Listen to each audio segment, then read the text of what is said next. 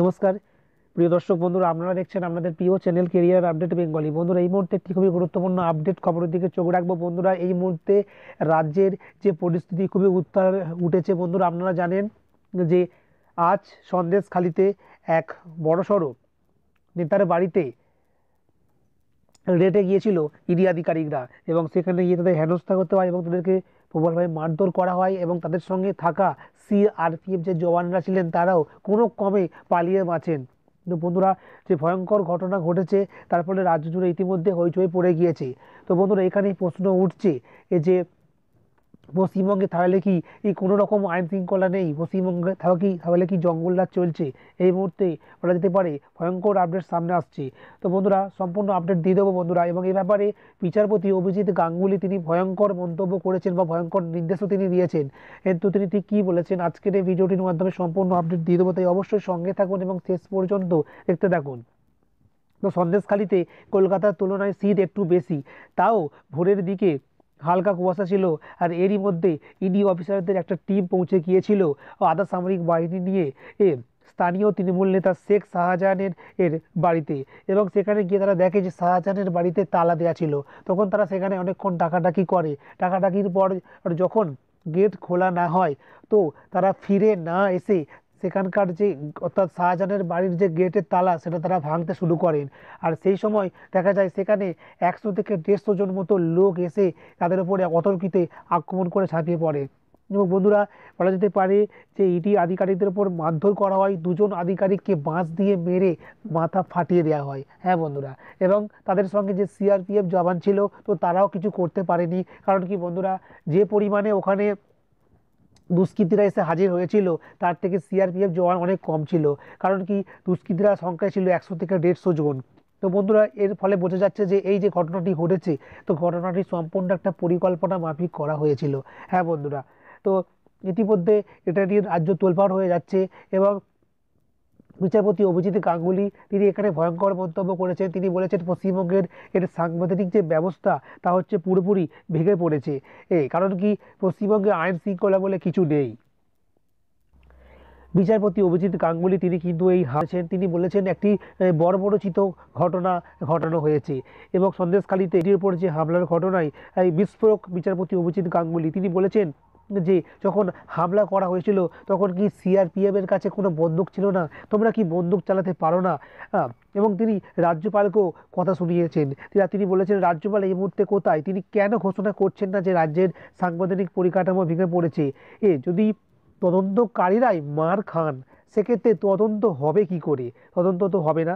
তো বন্ধুরা, তিনি বলা যেতে পারে যে ভয়ঙ্কর মন্তব্য করেছেন। এবং তিনি বলেছেন যে ওরা ওরা তোমাদের দুজনকে মেরেছে, তোমরা 200 জনকে পাঠিয়ে দাও। হ্যাঁ বন্ধুরা, তিনি ভয়ঙ্কর মন্তব্য করেছেন। তিনি বলেছেন যে তোমাদের হাতে কি কোনো রকম বন্দুক ছিল না? তোমরা কি গুলি চালাতে পারো না? তোমরা যেহেতু তোমাদেরকে এইভাবে মেরেছে, তোমাদের দুজনকে মেরেছে, তো তোমরা 200 জনকে সেখানে পাঠিয়ে দাও।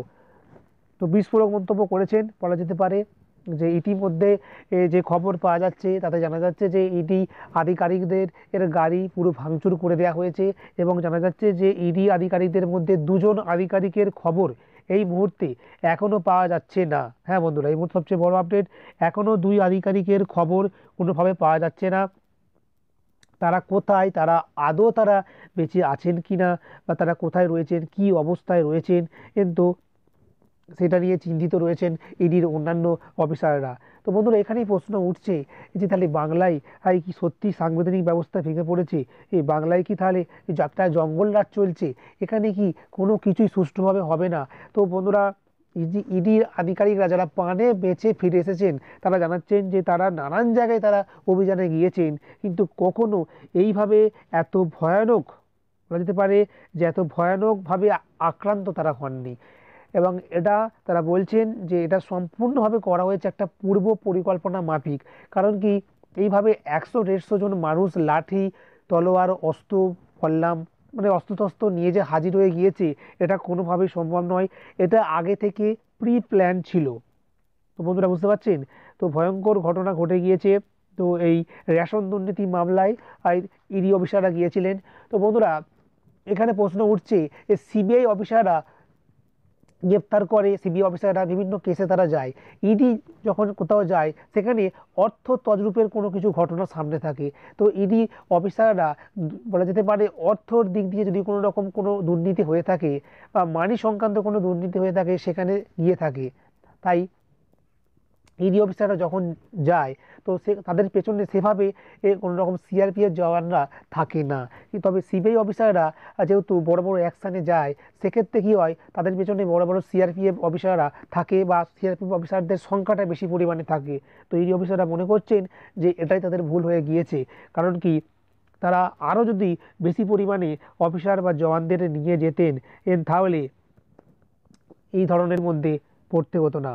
তো বিচারপতি অভিজিৎ গাঙ্গুলি তিনি বলছেন, তিনি সংবাদ মাধ্যমে ব্যাপারটি দেখেছেন এবং যেভাবে আক্রমণ করা হয়েছে ইডি আধিকারিকদের, তো বলা যেতে পারে পশ্চিমবঙ্গে একটা ভয়ঙ্কর ঘটনা ঘটছে। এবং শুধুমাত্র ইডি আধিকারিকদের নয়, যে সংবাদ মাধ্যম যারা গিয়েছিল সেই সংবাদ মাধ্যমের কর্মীদেরও আক্রান্ত করা হয়েছে। তো তাই বলা যেতে পারে যে এই নিয়োগ দুর্নীতির শুনানি চলাকালীনই সিবিআইয়ের আইনজীবীকে বিচারপতি প্রশ্ন করেছিলেন যে বন্দুক কি থাকে না তোমাদের কাছে, চালাতে পারো না? দুজনকে মেরেছে, 200 জনকে পাঠিয়ে দাও। তো বন্ধুরা, সঙ্গে থাকুন, এ ব্যাপারে আরও আপডেট এলে সবার আগে পেয়ে যাবেন এই চ্যানেলের মাধ্যমে।